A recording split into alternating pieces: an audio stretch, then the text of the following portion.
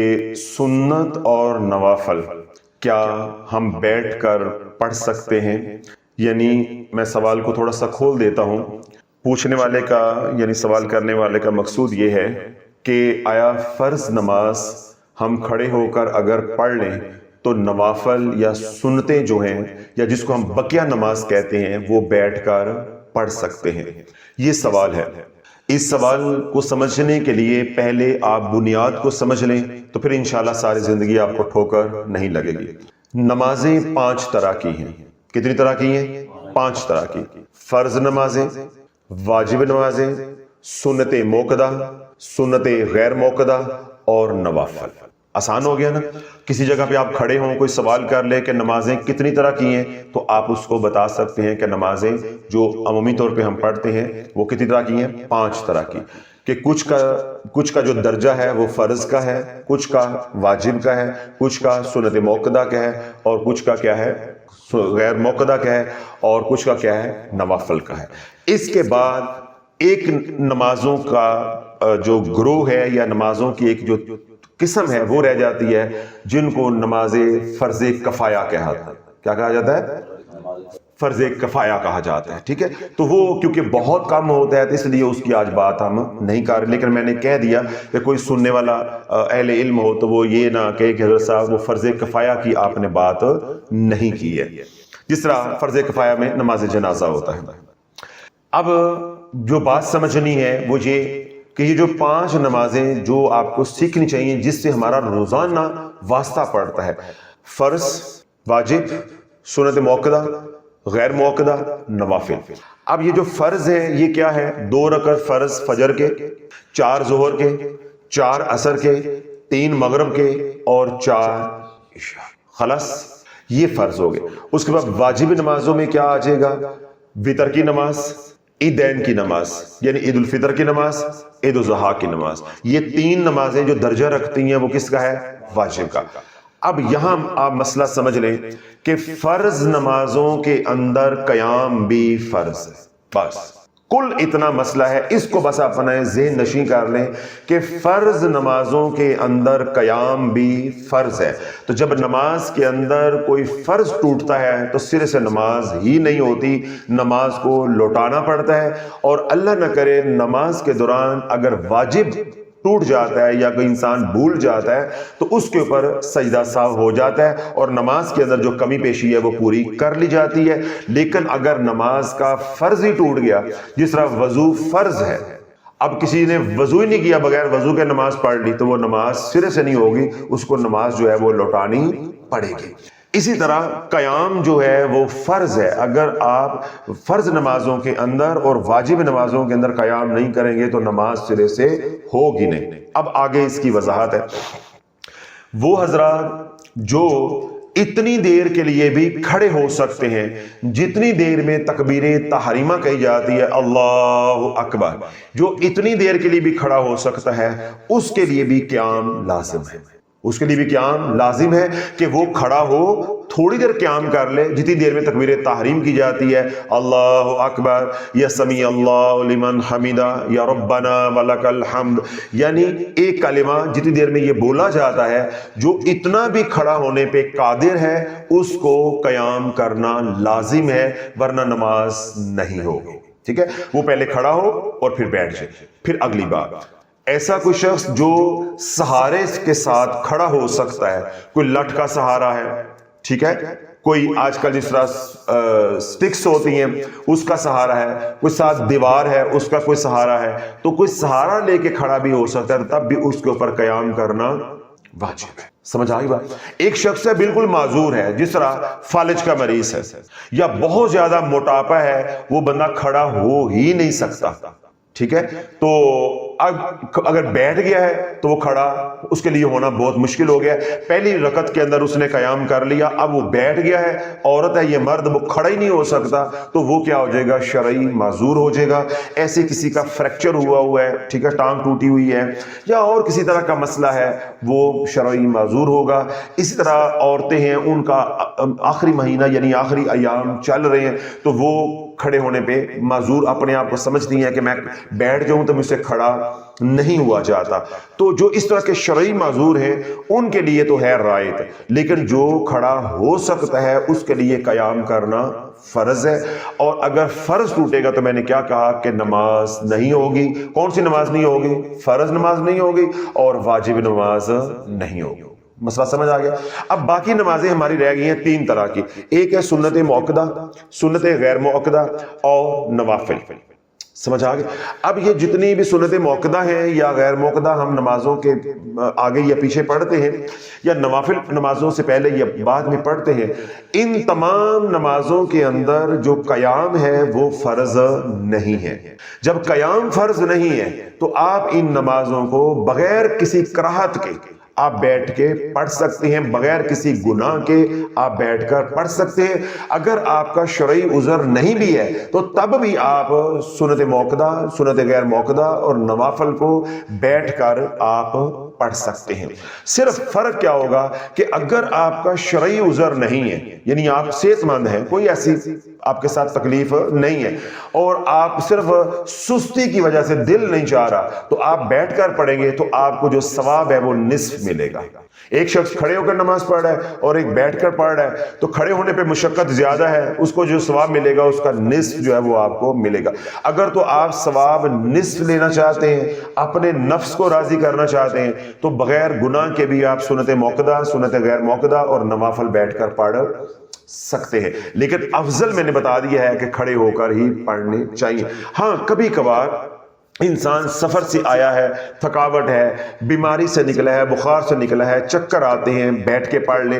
آپ نے دوائی کھا لی، چکر آ رہے ہیں، بیٹھ کے پڑھ لیں. بلڈ پریشر ہائی ہوا ہے، بیٹھ کر پڑھ لیں. شوگر جو ہے ہائی یا لو ہوئی ہے، بیٹھ کر پڑھ لیں. پچھلی عمر ہے، ذوف ہے، کمزوری ہے، اتنی دیر کھڑے نہیں ہوا جاتا، تو اپنے آپ کو مشقت میں نہیں ڈالیں. آپ جو سنتیں ہیں مؤکدہ اور غیر مؤکدہ اور نوافل ہیں وہ بیٹھ کر پڑھ لیں. فرض نمازوں کے اندر قیام جو ہے وہ آپ کر لیں. انشاءاللہ آپ کی فرض نمازیں بھی اچھے طریقے سے ادا ہو جائیں گی اور آپ بقیہ نمازیں بیٹھ کے پڑھیں گے، آپ کے بدن کو سہولت بھی مل جائے گی. تو یہ دونوں طرح کی نمازیں جو میں نے 2 حصے جو ہم نے بنا لیے، یعنی ادھر ہم نے کر لیا سنت مؤکدہ، غیر مؤکدہ اور نوافل، ادھر ہم نے کر لیا فرض اور واجب. دونوں کا مسئلہ میں نے بنیادی سمجھا دیا. اس لیے کبھی آپ کے ساتھ کوئی تکلیف ہو، پریشانی ہو، بیماری ہو، کوئی ایسی جگہ ہے جہاں پہ نماز جو ہے بقیہ پڑھنی پڑ رہی ہے اور آپ کے پاس سجدہ کرنے کی جگہ بھی جو ہے وہ بھی نہیں ہے، کرسی پہ بیٹھ کے پڑھ رہے، تو آپ کرسی پہ بیٹھ کے آرام سے پڑھ سکتے ہیں بقیہ نماز. ٹھیک ہے؟ جس طرح ایئرپورٹ پہ فرض گھر سے پڑھ کے چلے گئے تو بقیہ نماز بس سٹینڈ پہ یا ایئرپورٹ پہ پڑھنی ہے، دکان پہ پڑھنی ہے، تو آپ بیٹھ کر بھی پڑھ سکتے ہیں. اس طرح دکاندار ہمارے بھائی ہیں، فرض نماز انہوں نے مسجد میں پڑھ لی، اب دکان پہ کوئی مصلی بچھانے کی جگہ نہیں ہے، تو بقیہ نماز جا کر وہ بیٹھ کر اس کے اوپر کرسی کے اوپر بھی پڑھ سکتے ہیں. لیکن اس کا کیا ہوگا کہ ثواب آدھا ملے گا. اب آگے اس کی تفصیل آ جائے گی. بیٹھ کر نماز پڑھنا جو سنت ہے وہ ہے زمین پہ بیٹھ کے پڑھنا. زمین پہ بیٹھ کے نماز پڑھنا بھی سنت ہے. زمین پہ بیٹھ کے نماز کی امامت کرنا یعنی جماعت کی امامت کرنا وہ بھی سنت رسول علیہ الصلوۃ والسلام ہے. اللہ کے نبی علیہ الصلوۃ والسلام سے ثابت ہے. اللہ کے نبی علیہ الصلوۃ والسلام نے حالت بیماری کے اندر بیٹھ کر نماز پڑھی بھی اور بیٹھ کر نماز پڑھائی بھی. کہاں بیٹھے؟ زمین پہ. تو اس لیے پہلی حد الامکان کوشش یہ کرنی چاہیے کہ آپ جب بیٹھ کے نماز پڑھ رہے ہیں تو زمین پہ بیٹھ کر نماز پڑھیں. ٹھیک ہے؟ اور کرسی کو استعمال نہیں کریں. اگر آپ سمجھتے ہیں کہ کرسی پہ میں بیٹھ کے نماز پڑھوں تو میرے لیے آسانی ہے یا میں زمین پر بیٹھ ہی نہیں سکتا، کوئی ایسی آپ کے ساتھ بیماری ہے، تو جب ناگزیر ہو جائے تو پھر آپ کرسی استعمال کر سکتے ہیں. ورنہ افضل کیا ہے کہ آپ زمین پہ بیٹھ کر نماز پڑھیں.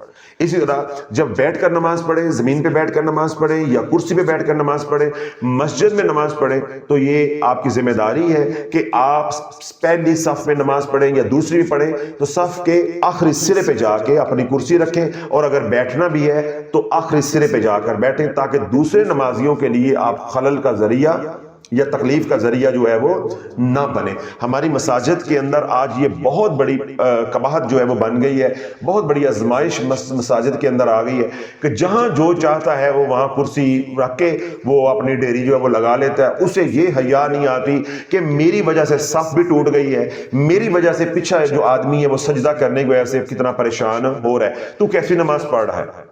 تو اس لیے جو نمازی نماز پڑھتے ہیں انہیں بھی اس بات کا خیال کرنا چاہیے. ایسے گھر میں ہے اگر بیٹھ کے نماز پڑھتے ہیں یا کرسی پہ نماز پڑھتے ہیں تو اپنی جگہ کا خیال رکھا کرے, ایسی جگہ پہ نماز پڑھا کرے تاکہ کوئی آگے سے گزرنے والا ہے وہ تکلیف میں نہ آئے. آپ ایسی جگہ پہ کرسی رکھ کے نماز پڑھ لیں کہ گھر والوں نے اب آگے سے گزرنا ہے تو آپ 15 منٹ ان کو مصیبت میں ڈالے رکھیں, وہ آگے سے گزر نہیں سکتے. تو اللہ نے ان باتوں کو سیکھنا چاہیے. یہی ضروریات دین کا علم ہے جو ہم سیکھتے نہیں ہیں. ہم سیکھتے ہیں تو کیا سیکھتے ہیں؟ اللہ دے نبی حاضر ناظر. حضرت صاحب ذرا یہ بتائیے گا کہ اللہ کے نبی سے مانگا جا سکتا ہے, ولیوں سے مانگا جا سکتا ہے, عورتیں دربار پہ جا سکتی ہیں, اللہ کے نبی جو ہے وہ بشر ہیں یا نور ہیں؟ حضرت صاحب یہ تو اپنے بیان میں بتائیں کہ اللہ کے نبی علیہ السلام کو جو اللہ کا دیدار ہوا تھا وہ ان آنکھوں سے ہوا تھا. یہ دین آج سیکھا جا رہا ہے اور یہ دین آج سکھایا جا رہا ہے. جو ضرورت کی باتیں ہیں وہ علم نہیں ہے. کوئی یہ نہیں پوچھ رہا کہ حضرت صاحب مجھے استنجا کرنے کا طریقہ بتا دیں, اور اگر میں پوچھ لوں تو شرم ہو جانا. پھر سارا دین نکل کے, ساری طہارت, ساری سب کچھ نکل کے سامنے آ جانی ہے. حالانکہ ہمیں بنیادی باتوں کا علم نہیں ہے اور جن باتوں کی ضرورت نہیں ہے ان پہ اپنی صلاحیتیں لگا رہے ہیں. اور آج سوشل میڈیا پہ دیکھیں, جب سے رمضان مبارک شروع ہوا ہے اس سے بلکہ 7-8 دن پہلے سے ہر جگہ یہی بحث ہو رہی ہے. ٹاک شوز کے اندر بھی, اسٹریم میڈیا کے اوپر بھی, تراویحاں 8 ہیں, تراویحاں 10 ہیں, تراویحاں 20 ہیں, تراویحاں 12 ہیں, تراویحاں پڑھنی نہیں چاہیے, تراویحاں سنت ہیں, تراویحاں فرض ہیں, تراویحاں تو تصور ہی کوئی نہیں ہے. عجیب و غریب ہے. اور یہ سارے کون ہیں؟ جو پڑھنے والے نہیں ہیں. تو جو ماشاءاللہ پڑھنے والے ہیں وہ 8 پڑھ رہے ہیں, کوئی 10 پڑھ رہا ہے, جہاں کوئی لگا ہوا ہے وہ پڑھ رہے ہیں. یہ سارے کون ہیں؟ فارغ.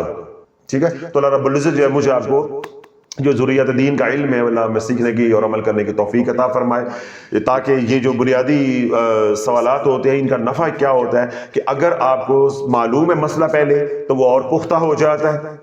ٹھیک ہے. اور اگر معلوم نہیں اس کے اندر کوئی کمی ہوتی تو اللہ اس کمی کو نکال دیتا ہے. اللہ سنا مجھے آپ سب کو جو ہدایت عطا فرمائے.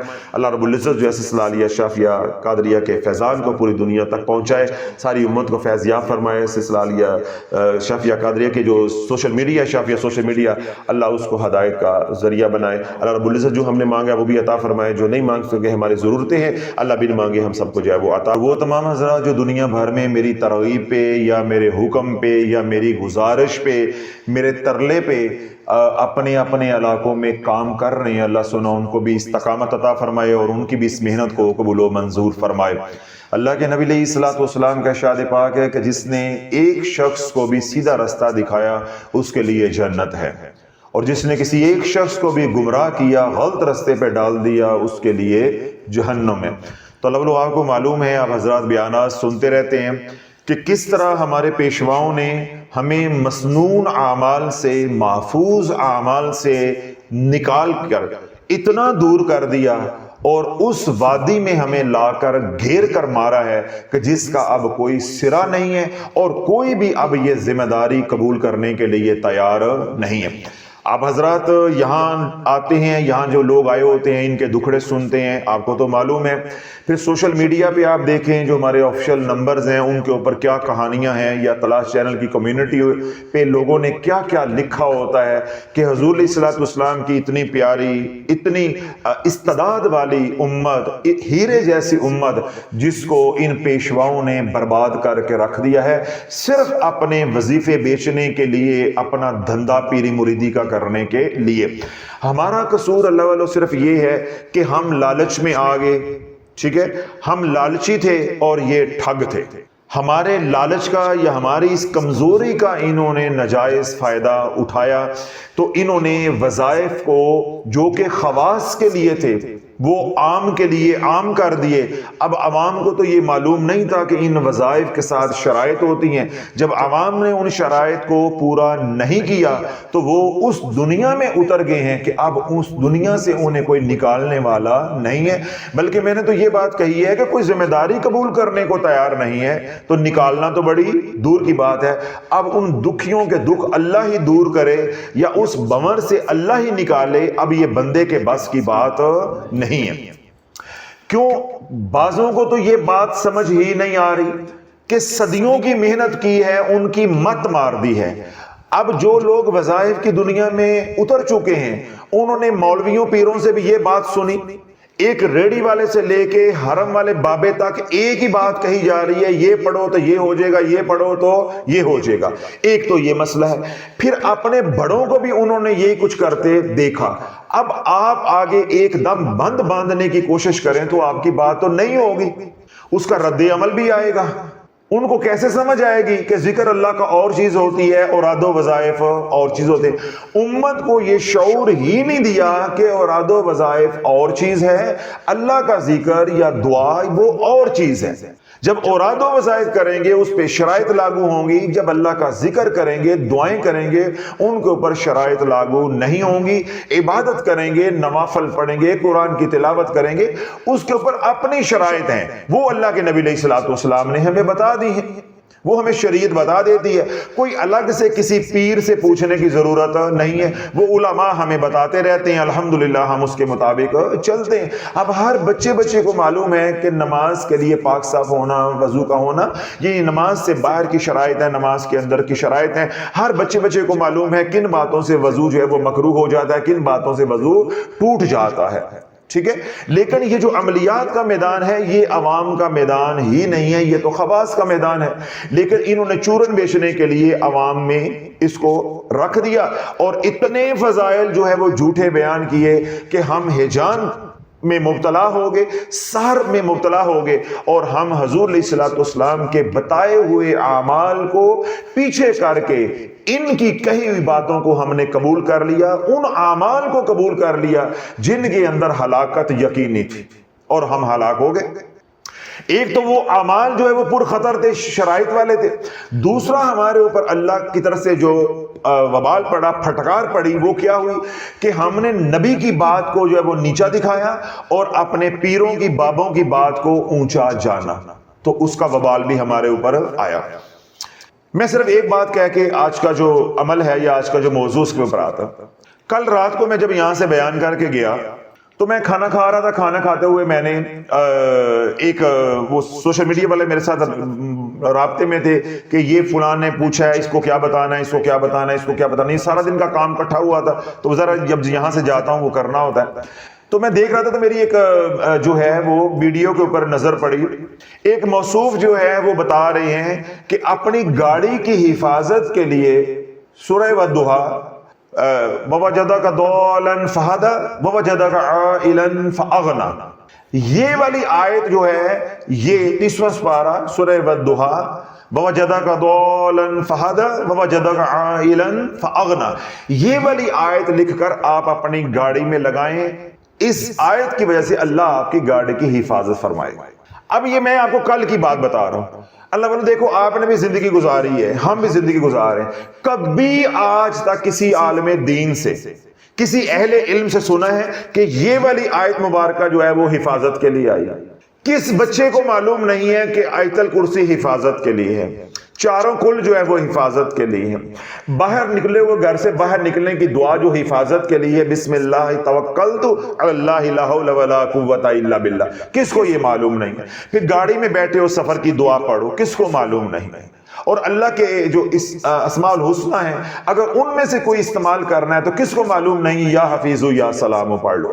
کبھی آج تک آپ نے یہ سنا تھا کہ وَوَجَدَكَ ضَالًّا فَهَدَىٰ وَوَجَدَكَ عَائِلًا فَأَغْنَىٰ، یہ گاڑی میں لکھ کر لگا دو تو آپ کی گاڑی کی اللہ حفاظت فرمائے گا۔ اللہ والو یہ تمہارے ساتھ ہو رہا ہے، جو اعمال اللہ کے نبی نے بتائے ہیں، جو مسنون اعمال ہیں یا اولیاء اللہ نے جو مستحب اعمال دیے ہیں، ان پہ ہمارا تقیہ نہیں ہے، اور جو آج کے تیلی مراسی مداری، یہ ٹھگ، یہ چور، یہ چورن بیچ رہے ہیں، اس کے اوپر ہمارا यकीन है। तो मुझे बताओ फिर हमारे पर फटकार पड़ेगी कि नहीं पड़ेगी? हम दीन से दूर होंगे कि नहीं होंगे? मैंने आपको एक मिसाल दी है सिर्फ। इसी तरह रिज़्क़ के लिए अजीबो गरीब किस्म के अमाल बताए जा रहे हैं कि ये पढ़ोगे तो ये हो जाएगा, अपने वजन के मुताबिक जो है वो चावल जो है वो दरिया में डालो तो फिर ऐसे हो जाएगा, ये कपड़ा ले जो दरख्त के साथ बांधो, जब ये हिलेगा तो तुम्हारा रिज़्क़ जो है वो चलता रहेगा, हालात जो है वो बेहतर होते रहेंगे। ठीक है। इसी तरह जो तावीज़ हैं ये लिख के आटे में बना के गोलियां बना के जो है मछलियों को डालो, जानवरों को डालो तो तुम्हारे हालात बदल जाएंगे।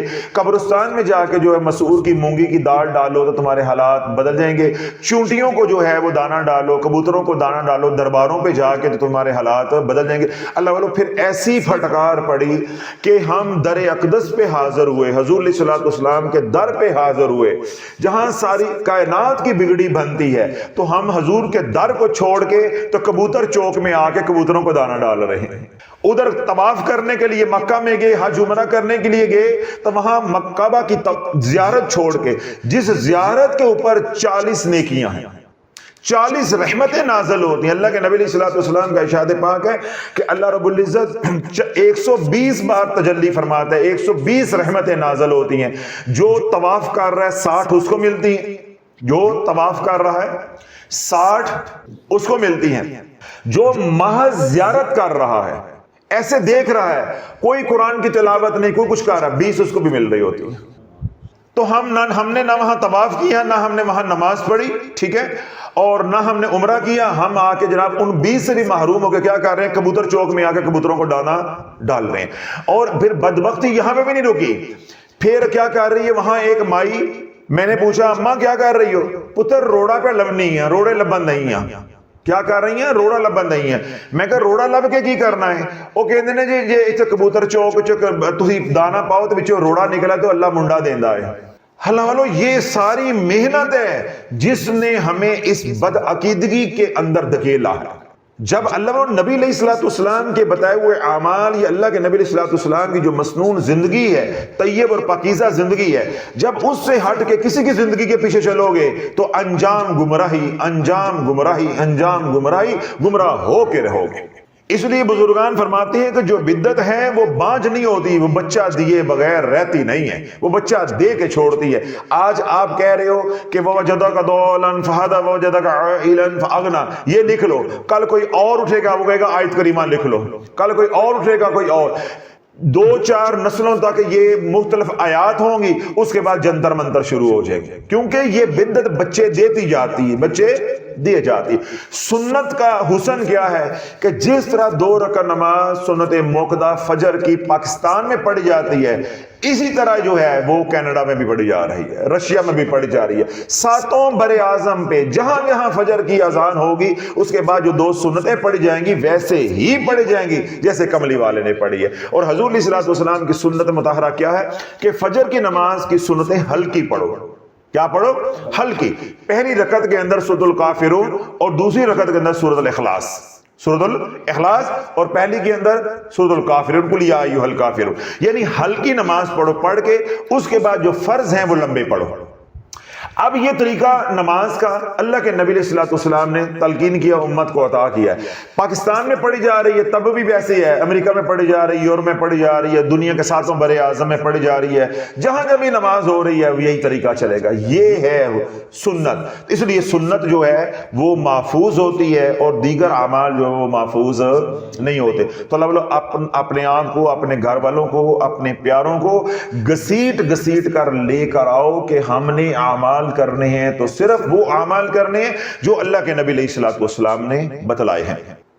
अब आप हजरात ने कितने अमाल सोशल मीडिया पे, किताबों पे देखे होंगे कि ये पढ़ो तो रिज़्क़ खुल जाएगा, ये करो तो रिज़्क़ खुल जाएगा, जिसकी मैंने कुछ मिसालें भी दी कि आटा डालो, चावल जो है दरिया के अंदर डालो, या मसूर की मूंगी की दाल जो है कब्रिस्तान में जाके जो है वो डालो, या चीलों का गोश्त जो है वो लेकर बाजार से चीलों को जो है वो डाला जाए।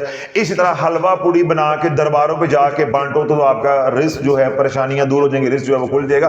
कई आपने ये फनकारियां मेरे से ज्यादा देखी भी होंगी और माशाल्लाह करदे भी होवोगे, कोई परेशानी वाली गल नहीं है, काइयां हो तजर्बाकार लोग। اب یہ جو کچھ آپ دیکھتے ہیں یا جو کچھ آپ انجانے میں کرتے رہے ہیں اس کو ایک طرف کر دو.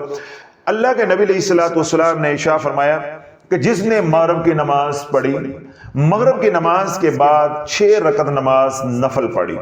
کتنے رکعت نماز؟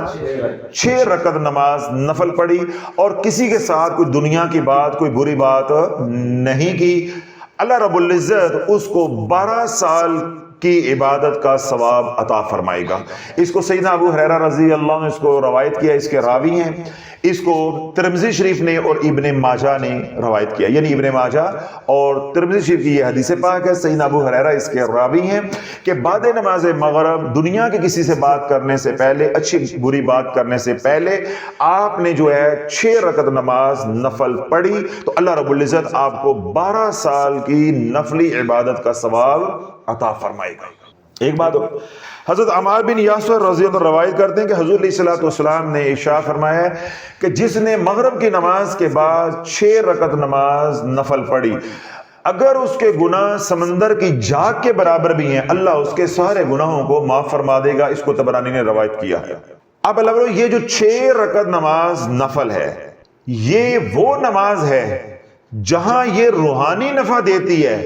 اللہ والو یہ رزق کے وہ دروازے کھولتی ہے جو کسی وظیفے سے نہیں کھولتی. میرے حضور کی امت کو اس عمل پہ نہیں لگایا گیا، قبرستان بھیج دیا گیا ہے، حلوہ پوڑی دے کے درباروں میں بھیج دیا گیا ہے، ٹھیک ہے، اور پاکستان سے پیسے لے کر گئے ہیں، پاکستان سے باجرہ لے کے جا رہے ہیں اور وہاں جا کے مکہ مدینہ میں کبوتروں کو ڈال رہے ہیں، یا اپنے ملک میں رہتے ہوئے درباروں پہ جا کے کبوتروں کو ڈال رہے ہیں. ان کاموں پہ یہ قوم جو ہے وہ لگ گئی، یا اپنے وزن کے برابر چاول جو ہے وہ دریاؤں میں، سمندروں میں، نہروں میں جو ہے وہ پھینکے جا رہے ہیں، یا آٹے کی گولیاں بنا کے جو مچھلیوں کو ڈالی جا رہی ہیں، یہ رزق کھل جائے گا. لیکن امت کو نماز کی طرف نہیں لے کر آئے. اللہ والو جو امت نماز پہ نہیں ہے وہ نفل کیسے پڑھ لے گی؟ جو مغرب کی نماز ہی نہیں پڑھتا وہ نفل کیسے پڑھ لے گا؟ جب مغرب کی نماز پڑھی، کیا کیا؟ مغرب کی نماز پڑھی. اللہ کے نبی علیہ الصلوۃ والسلام کا ارشاد پاک ہے کہ جس نے پنجگانہ نماز کی پابندی کی، اللہ رب العزت اس کا فقر و فاقہ دور عطا فرما دے گا. یعنی پہلا انعام ہی فرض نماز کے اوپر یہ ہے کہ تمہاری تنگ دستی کو اللہ دور کرے گا، تنگ دستی کو دور کرے گا. تو جس نے فرض نماز بھی پڑھ لی اور اس کے بعد 6 نوافل بھی پڑھ لیے، تو اللہ والو اس کا رزق نہیں کھولنا تو رزق اس کا کھولنا ہے.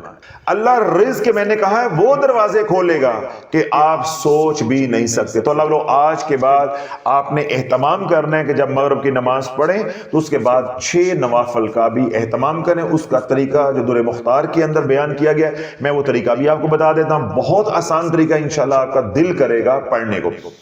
آپ کو پتا ہے شافی سودا بیچتا ہے ٹھوک کے، تو انشاءاللہ آپ سودا خریدنے پہ مجبور ہو جاؤ گے اور اللہ آپ کو اس سے نفع اٹھانے کی بھی توفیق عطا فرمائے گا. مغرب کی نماز کی کتنی رکعت ہیں؟ 3 فرض، 2 سنتیں، پھر 2 نفل، 4 اور 3 7. ہوں ذرا سودا میرا بکن لگا ہے، میں بیچن لگا، ذرا ہوں دیکھیا جو سودا کیسا ہے.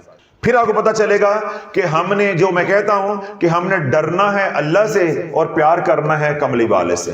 پھر آپ کو معلوم ہوگا کہ میں صحیح کہتا ہوں یا غلط کہتا ہوں. پھر آپ کے دل میں خود بخود ہی کراہت اور نفرت بیٹھے گی ان بابوں اور پیروں، ان ملنگوں، ان مداریوں اور مراسیوں کے لیے کہ انہوں نے کیسے میرے حضور کی امت کو برباد کیا ہے. صرف چند روپوں کی خاطر انہوں نے حضور کے دین سے دور کر کے ایک متوازی دین بنا کے امت کو دے دیا کہ یہ پڑھو تو ایسے ہو جائے گا، یہ پڑھو تو ایسے ہو جائے گا.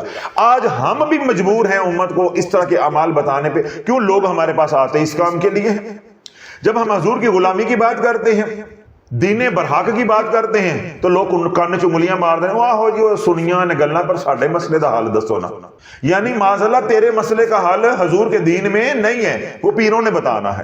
کوئی کمی رہ گئی تھی ان وظائف کی، ہمارے دین میں کمی رہ گئی تھی جو بزرگوں نے گھڑ کر کے دیے.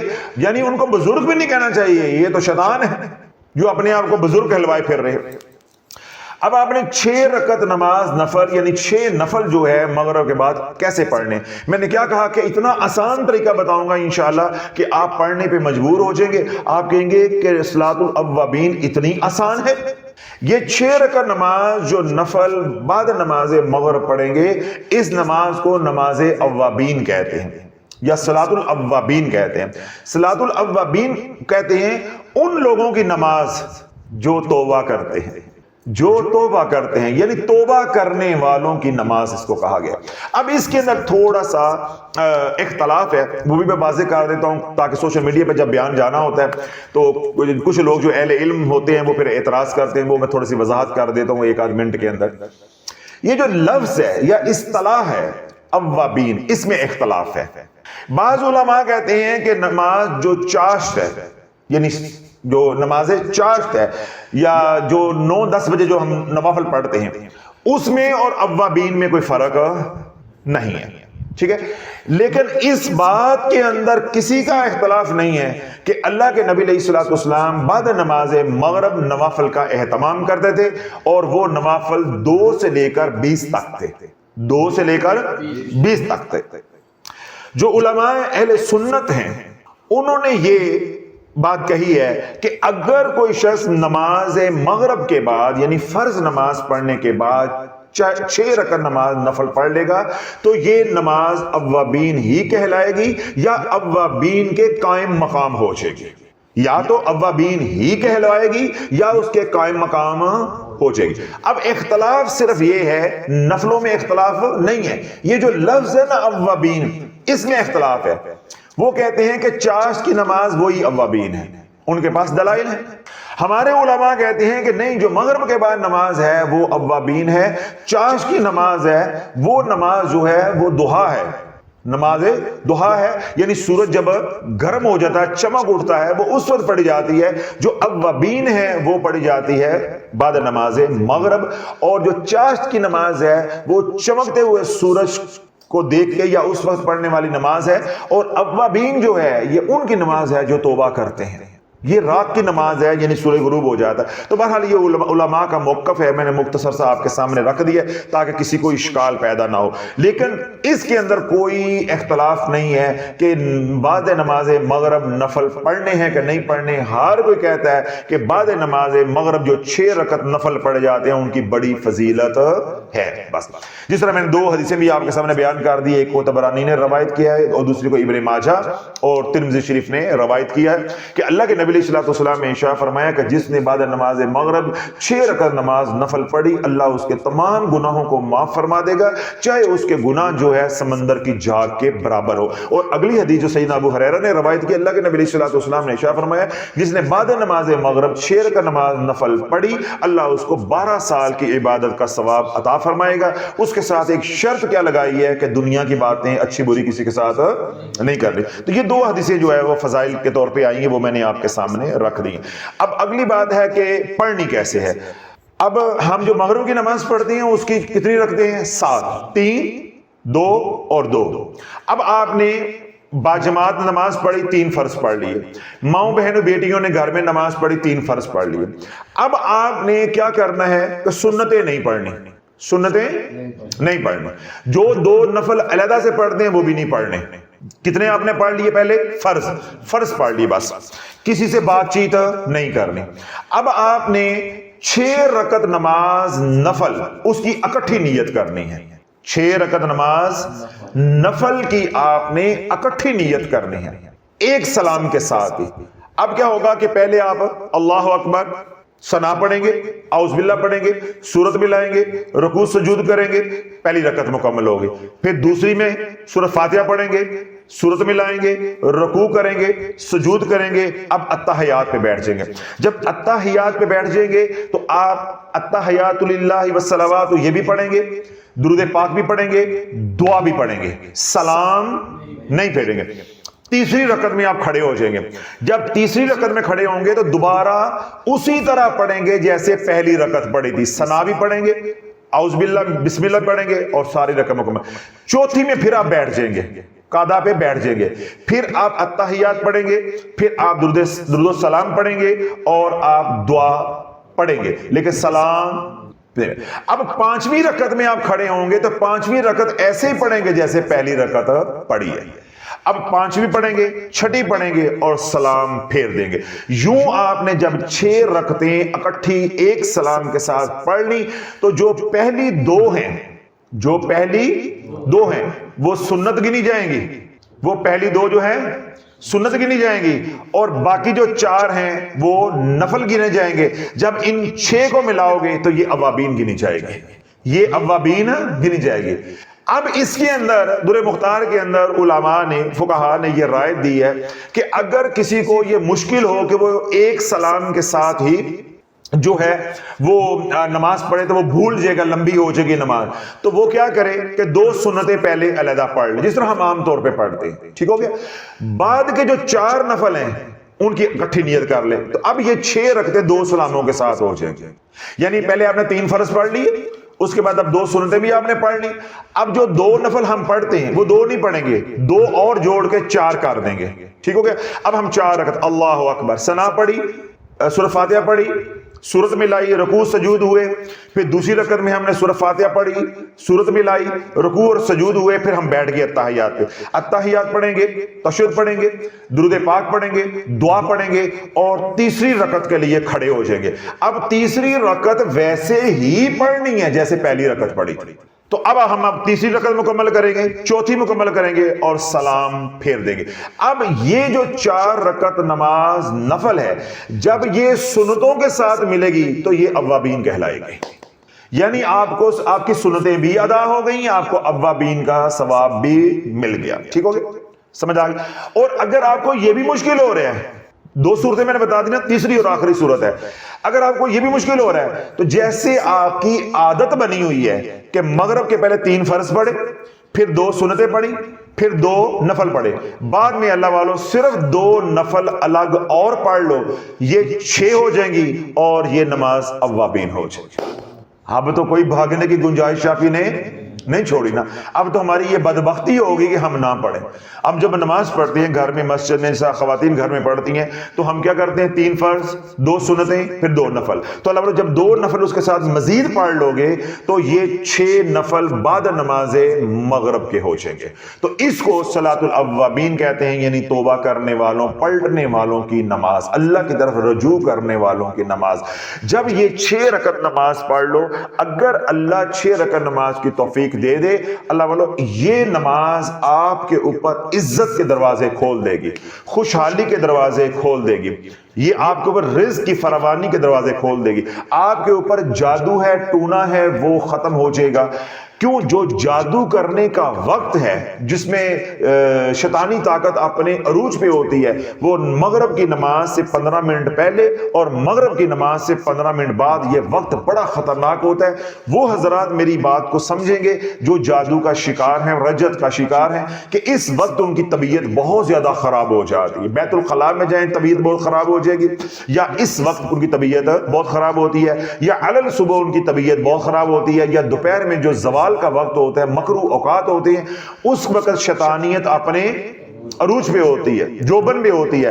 تو جو لوگ جناتی مریض ہوتے ہیں, مرگی کے مریض ہوتے ہیں, ٹھیک ہے, اسیب زدہ ہوتے ہیں, جادو کے مریض ہوتے ہیں, رجت کے مریض ہوتے ہیں, یا جن کے اوپر شیطانی اثرات ہوتے ہیں, ان کی طبیعت ان اوقات کے اندر بہت زیادہ خراب ہو جاتی ہے. تو جب آپ یہ نماز شروع کر دیں گے, سارے دن کی جتنی نیگیٹو انرجی ہے وہ ساری نکل جائے گی, اور جو وقت پر خطر ہے وہ آپ حالت نماز میں ہوں گے تو کوئی شیطان کی توجہ آپ کے اوپر اثر نہیں کرے گی. تو یہ جو اوابین کی نماز ہے, یہ آپ کا جادو بھی توڑے گی, نظر بد کے اثرات کو بھی دور کرے گی, آپ کے گھر میں خوشحالی بھی لے کر آئے گی. اگر آپ بدحال ہیں تو اللہ آپ کو خوشحال کر دے گا.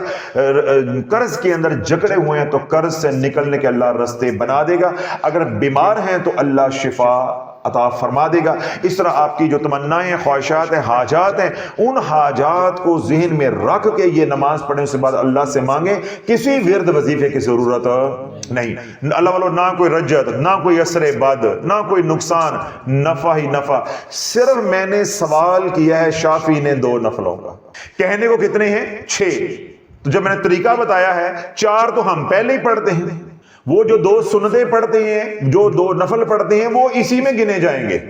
صرف 2 نفل اللہ والوں مغرب کی نماز کے بعد اضافی پڑھنے کی عادت بنا لو تو آپ کی نماز مغرب کی بھی ادا ہو جائے گی, اور نماز اوابین پڑھنے کا ثواب بھی آپ کو مل جائے گا. جب آپ ایک دفعہ پڑھو گے, آج مثلا سن کے کل سے آپ یہ شروع کرتے ہو, پہلے دن ہی اللہ سارے گناہوں کو معاف فرما دے گا. اور یہ گناہ ہی ہیں جو ہمارے لیے مسائل کھڑے کرتے ہیں, جو ہمارے لیے پریشانیاں کھڑی کرتی ہیں. رب کیا فرماتا ہے؟ ما اصابکم من مصیبت فبما کسبت ایدیکم یعفو عن کثیر. یہ جو تمہارے اوپر مصیبتیں آتی ہیں یہ تمہارے گناہوں کا نتیجہ ہے. تو اللہ بولے جب گناہ معاف ہو جائیں گے تو انشاءاللہ العزیز پھر کیا ہوگا؟ ہمارے رستے کھل جائیں گے. بندش ہے تو کھل جائے گی، جادو ہے تو وہ ٹوٹ جائے گا، نظر بد ہے تو اس کا اثر زائل ہو جائے گا، قرض میں اگر جکڑیں تو اللہ آسانی فرما دے گا. اللہ کے خزانوں میں کوئی کمی نہیں ہے، کمی ہے تو ہمارے مانگنے میں ہے. پھر سجدے میں جا کے اللہ سے اللہ کو مانگ لو. بس اللہ سے اللہ کو مانگ لو. اللہ سے اللہ کے محبوب علیہ الصلوۃ والسلام کی غلامی کو مانگ لو. جو آپ کی تمنائیں، خواہشات ہیں، آرزو ہیں، وہ اللہ سے مانگو. آگے آپ کو 6 رکعت نماز اوابین پڑھنے کی توفیق آپ کو مل جاتی ہے. البتہ سوال یا بات تو صرف 2 نفلوں کی ہے، لیکن میں لفظ بار بار استعمال کر رہا ہوں 6، جس سے آپ ڈر رہے ہیں پتہ نہیں اے نمی پھٹیک پہ گئی ہے. حالانکہ بات ہے 2 نفلوں کی. طریقہ ہی میں نے آپ کو اتنا آسان بتا دیا کہ سنتیں اور نفل تو ہم پہلے ہی پڑھتے ہیں، وہ اسی میں جو ہے وہ شامل ہو جائے گی. اب اللہ والو جب آپ نے نماز اوابین پڑھ لی، وہ حضرات جو مالی تنگ دستی کا شکار ہے، جو پریشان ہیں، وہ اب نماز اوابین پڑھنے کے بعد کسی سے کلام نہیں کریں، کسی سے بات نہیں کریں. اب وہ سورت واقعہ پڑھے. اللہ والو اگر سورہ واقعہ تجھے 21 دنوں کے اندر رنگ نہ لگا دے تو شافی کا گریبان ہوگا، تیرا ہاتھ ہوگا. یہ ہے طریقہ پڑھنے کا. اور ہم نے کیا کیا ہے کہ پیروں کے وظائف الٹے سیدھے، مغرب کے بعد کا وظیفہ، فجر کے بعد کا وظیفہ، عشاء کے بعد کا وظیفہ، رات سونے سے پہلے وظیفہ. اللہ والو جو اللہ کے نبی نے بتایا ہے ادھر کیوں نہیں آتے؟ ادھر کیوں نہیں آتے؟ پہلا عمل بھی اللہ کے نبی علیہ الصلوۃ والسلام نے بتایا ہے. سورۃ واقعہ بھی اللہ کے نبی علیہ الصلوۃ والسلام نے بتایا. عبداللہ بن مسعود رضی اللہ عنہ کی صاحبزادیاں تھی، بیٹیاں تھیں آپ کی. تو عثمان غنی رضی اللہ عنہ کے دور میں جب آپ کا وصال ہوا تو جو بیماری موت کا سبب بنی، تو اس حال کے اندر سیدنا عثمان غنی رضی اللہ عنہ آپ کی عیادت کے لیے تشریف لے کر گئے. تو آپ نے کیا فرمایا کہ میں بیت المال سے کچھ ہدیہ بھیج دیتا ہوں. آپ نے فرمایا کہ مجھے ضرورت نہیں، مجھے صرف رب سے بخشش اور مغفرت کی ضرورت ہے، مجھے ضرورت نہیں ہے. سیدنا عثمان غنی رضی اللہ عنہ مطالبہ کیا، اصرار کیا کہ آپ کی بیٹیاں ہیں، وہ مال ان کے کام آ جائے گا. آپ نے فرمایا کہ میں نے ان کو سورۃ واقعہ سکھا دی ہے. میرے نبی نے مجھے تلقین کی تو میں نے اپنی بیٹیوں کو سورۃ واقعہ پڑھنا سکھا دی. اللہ کے نبی علیہ الصلوۃ والسلام نے امت کی جو بیٹیاں ہیں، یعنی ہماری مائیں بہنیں جو ہیں، ان کو کیا تلقین کی ہے کہ جو خاتون گھر میں سورۃ واقعہ پڑھنے والی ہوگی اس کے گھر میں غربت نہیں آئے. تو ساڈیاں مائیاں تے ساڈیاں ماواں تیاں بہناں لگ گئیاں دے تیرے وظیفے تے وظیفہ، یعنی قرآن نہیں کھولنا ہے تے موبائل کھولنا ہے، واٹس ایپ کھولنا ہے، یا رسالہ کھولنا ہے، ڈائجسٹ کھولنا ہے، یا ٹی وی کھولنا ہے، بس. تو یا منہ کھولنا ہے. صدیق صاحب پریشان ہو گئے کہ میرے گھر تے گل نہ آ جائے، یا منہ کھولنا ہے بس. تو اللہ جو اللہ کے نبی نے طریقے بتائے ہیں، ہمیں پتہ نہیں ہمارا کون سا گناہ ہے، ہم ہر اس طریقے سے بھاگتے ہیں، ہر اس طریقے سے بھاگتے ہیں. جی وہ رسالے میں آیا، جی وہ کتاب میں ہے، جو فلاں پیر نے کہا ہے. بھائی ان کتابوں کی قرآن سے بڑھ کے اہمیت ہے، ان رسالوں کی قرآن سے بڑھ کے اہمیت ہے. پھر جس نے کہا ہے وہ تیرے نبی سے بڑھ کر ہے، تجھے نبی کی بات پہ کیوں اعتقاد نہیں ہے، یقین نہیں ہے؟ تو اللہ سورۃ واقعہ اس طریقے کے ساتھ پڑھو کہ پہلے فرض نماز پڑھو، اس کے بعد آپ 6 نوافل کا اہتمام کرو، صلاۃ الاوابین کا اہتمام کرو. پھر دنیا کی باتیں کرنے سے پہلے آپ سورۃ واقعہ محض 1 بار روزانہ پڑھو. اب یہاں ایک بات بڑی اہم ہے، ورنہ میں پھڑیا جاواں گا، تھوڑا سا ٹائم میں آپ کا لوں گا، ورنہ میرے نال بڑی بری ہو سکتی ہے. وہ کیوں؟ جن لوگوں کا میں نے 5 سورتاں بند کرایا ہے یا 5 سورتاں پہ بیان کیے ہیں، انہاں کہنا حضرت صاحب جدوں اسی پڑھدے سی تے ساڈے تے تسی کالے کپڑے پا کے بڑا چڑھائی کردے سی، تے اج کالے کپڑے پا کے تسی بڑی ہسدے اجازت دے دیتی ہے. بھائی صرف سورۃ واقعہ کی اجازت دی ہے، سورت پڑھنے میں کوئی مذائقہ نہیں ہے. آپ لوگوں نے سورۃ واقعہ، سورہ یاسین، سورہ رحمان، سورہ مزمل، سورہ ملک، سورہ کاف، اور بھی کئی صورتیں ہیں، تم نے تو سب کو وظیفے بنا لیے. میرے نبی نے ایک تحفہ دیا ہے تو میں نے اتنی بات بتائی ہے جتنی نبی علیہ الصلوۃ والسلام نے بتائی ہے. یہ جو تم نے اپنا طریقہ بنایا ہوا تھا، یا جن لوگوں نے یہ 5 سورتیں بنایا ہوا ہے، یہ من گھڑت ہے. یہ وظیفہ میرا آپ کا گھڑا ہوا ہے، لوگوں کا گھڑا ہوا ہے. اللہ کے نبی نے صرف ایک بات، سورۃ واقعہ تو اس دور میں آپ ایک وظیفہ سنبھال سکتے ہیں۔ اگر آپ اس طرح کریں گے کہ دوپہر کو صبح سورہ یاسین، دوپہر کو سورہ رحمان، عصر کے بعد کوئی اور سورت، مغرب بعد سورہ واقعہ، رات سونے سے پہلے سورہ ملک، تو اللہ والو اس دور میں آپ اتنے وظائف کرو گے تو آپ ٹنگے نہیں جاؤ گے، ٹنگے جاؤ گے۔ پڑھنے ہیں تو بھائی آپ کی مرضی ہے، میں کون ہوتا ہوں؟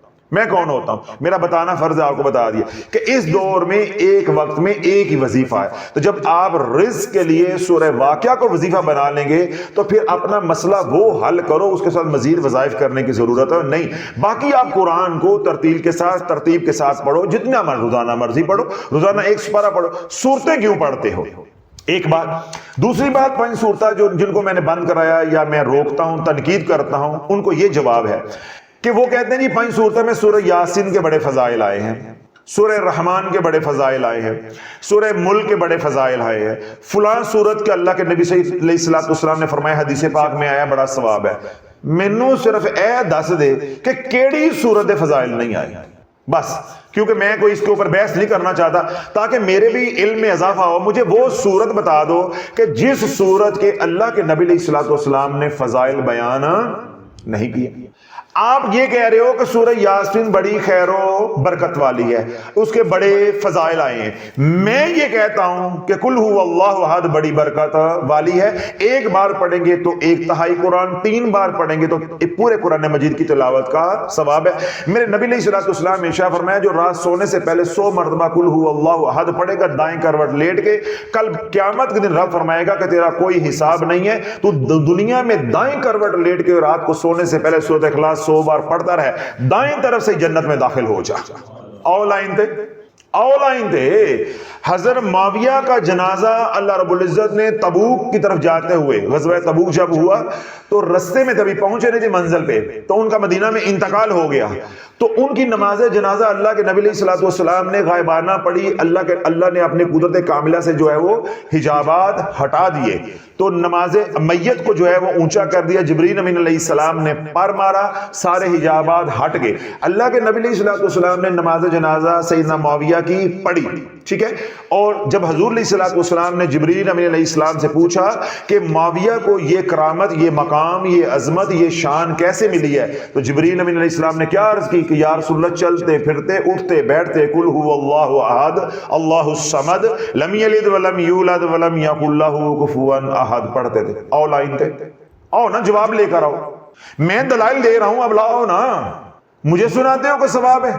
تم نے نبی کی زندگی پڑھی ہوتی شرم سے مر نہ جاتے؟ بھائی حدیث کو پڑھنا اور بات ہے، حدیث کو سمجھنا اور بات ہے۔ یہی تو امت گمراہ ہوئی ہے کہ ہم قرآن و سنت پہ، بھائی تو قرآن و سنت کو امام ابو حنیفہ سے زیادہ سمجھ سکتے ہیں، جو ائمہ ہیں ان سے زیادہ سمجھ سکتے ہیں، جو علماء ہیں ان سے زیادہ سمجھ سکتے ہیں۔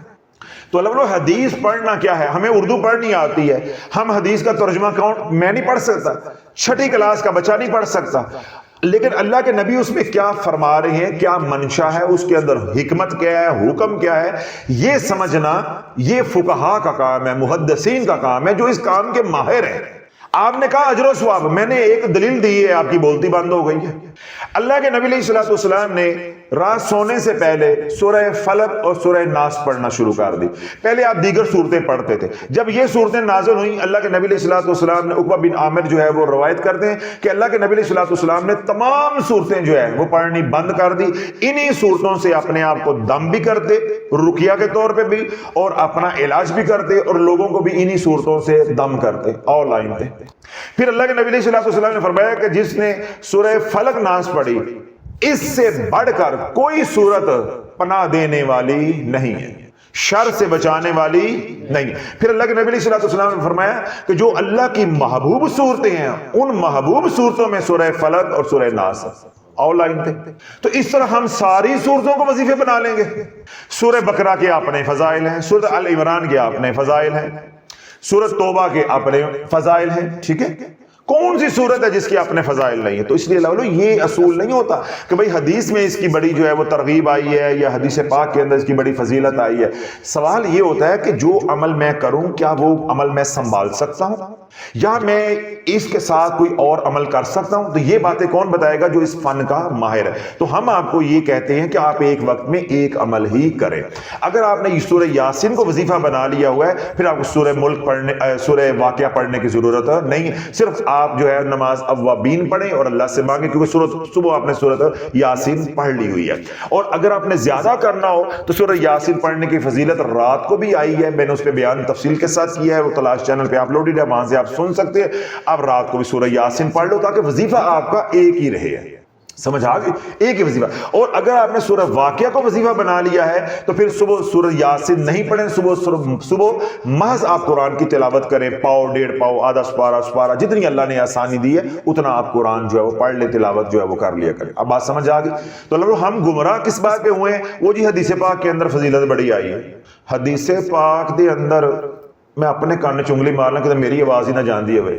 حدیث پاک دے اندر تے جہاد دی بھی بڑی فضیلت آئی ہے، او کیوں نہیں کرتا؟ حدیث پاک کے اندر تو اہل و عیال کی خدمت کرنے کی بھی بڑی فضیلت آئی ہے، اپنی بیویاں نوں 6 مہینے انہوں دے گھر بٹھائی رکھ دے، اے گلاں کیوں نہیں سمجھ آندی؟ حدیث پاک کے اندر تو زکوٰۃ اور عشر کی بڑی فضیلت آئی، او کیوں نہیں دیندے آگے؟ حدیث پاک کے اندر تو بہنوں کا حصہ دینے کے بڑے احکامات اور فضیلت آئی، او کیوں نہیں دیندے آگے؟ حدیث پاک کے اندر تو یہ بات بھی آئی ہے کہ مجھے ڈر لگا کہیں ہمسایوں کو وراثت میں شامل نہ کر دیا جائے، تو ہمسایوں کے ساتھ اچھا سلوک کیوں نہیں کرتا؟ حدیث پاک کے اندر تو رشتہ داروں کے ساتھ قطع تعلق جو ہے کرنے کے اوپر اتنی وعیدیں آئی ہیں، ان سے کیوں نہیں ڈرتے؟ تو اے حدیث پاک کر کے اے چورن سانو نہ دبو ہے، اے چورن آپ ہی کھاؤ۔ سمجھ آگے؟ حدیث پاک اور چیز ہے، اس کو سمجھنا یہ اور فن ہے، پڑھ لینا یہ اور بات ہے، سمجھنا یہ اور بات ہے۔ پڑھ میں بھی لوں گا، پڑھ آپ لیں گے، لیکن اللہ نے یہ جو سمجھ ہے یہ متقی پرہیزگار لوگ جو علماء ہیں، مشائخ ہیں، یہ ان کو دی ہے، اللہ نے یہ کام ان کو دیا ہے۔ تو اس لیے علماء سے، اہل ذکر سے پوچھ کر چلا کرو۔ یہ نہیں ہے کسی مولوی نے فضیلت بیان کی یا کسی کاغذ کے ٹکڑے پہ یا کتاب رسالے پہ آپ نے فضیلت سن لی، حدیث سن لی تو اس پہ بس عمل کرنا شروع ہو گئے۔ آپ کو معلوم ہی نہیں ہے کہ اس کے ساتھ یہ پڑھی جا سکتی ہے یا اس کے ساتھ یہ نہیں پڑھی جا سکتی۔ تو یہ سارا مضمون بھی میں نے واضح کر دیا تاکہ کسی کو میرے بارے میں بھی اشکال پیدا نہ ہو کہ کل تک یہ سورت 5 سورتیں بند کرواتے تھے، آج یہ خود سورت واقعہ پڑھنے کے لیے کہہ رہے تھے۔ یہ میں نے اضافی باتیں اس لیے کی ہے۔ تو آپ نے آج کے بعد کیا کرنا ہے کہ نماز جب مغرب کی پڑھ لیں، اس کے بعد 6 رکعتیں اکٹھی ایک سلام کے ساتھ یا 2 سلام کے ساتھ یا پھر 2 کر کے 3 سلاموں کے ساتھ بھی آپ 6 پڑھیں گے۔ یہ 2 آپ کی سنتیں گنی جائیں گی اور 4 آپ کے نفل ہوں گے، لیکن جب ان کو جوڑا جائے گا تو یہ صلاۃ الاوابین کہلائے گی۔ اور اس کے جو فضائل ہیں وہ بھی میں نے بیان کر دی ہیں، اس کے جو کمالات ہیں، کرشمات ہیں، وہ بھی میں نے مختصر کر کے بیان کر دی ہیں کہ جو بھی آپ کے زندگی کے مسائل ہیں ان کو ذہن میں رکھ کے اس نماز کا اہتمام کریں۔ اللہ سونا آپ کو ان پریشانیوں سے نکال دے گا۔ اللہ مجھے بھی آپ کو اس نماز کا اہتمام کرنے کی توفیق عطا فرمائے، اور وہ تمام حضرات جن کی فرض نماز کے اندر کمی ہے، اللہ وہ کمی کو نکال دے، تاکہ اگر کوئی 2 پڑھتا ہے تو وہ 5 پڑھے، جو 3 پڑھتا ہے وہ بھی 5 پڑھے، جو 4 پڑھتا ہے وہ بھی 5 پڑھے، اور جو 5 پڑھتے ہیں اللہ ان کو استقامت جو ہے وہ عطا فرمائے، اور جو 5 پڑھتے ہیں وہ اس کے ساتھ جو ہے وہ نماز اوابین کا اہتمام بھی کریں۔ حضور علیہ الصلوۃ والسلام کے لیے، امت کے لیے بھی دعائیں کریں، اپنے لیے بھی دعائیں کریں، اور سلسلہ عالیہ قادریہ شافعیہ کے لیے بھی دعائیں کریں۔ اور وہ تمام حضرات جو سلسلہ عالیہ قادریہ شافعیہ کے ساتھ جڑے ہیں یا شافعیہ سوشل میڈیا کے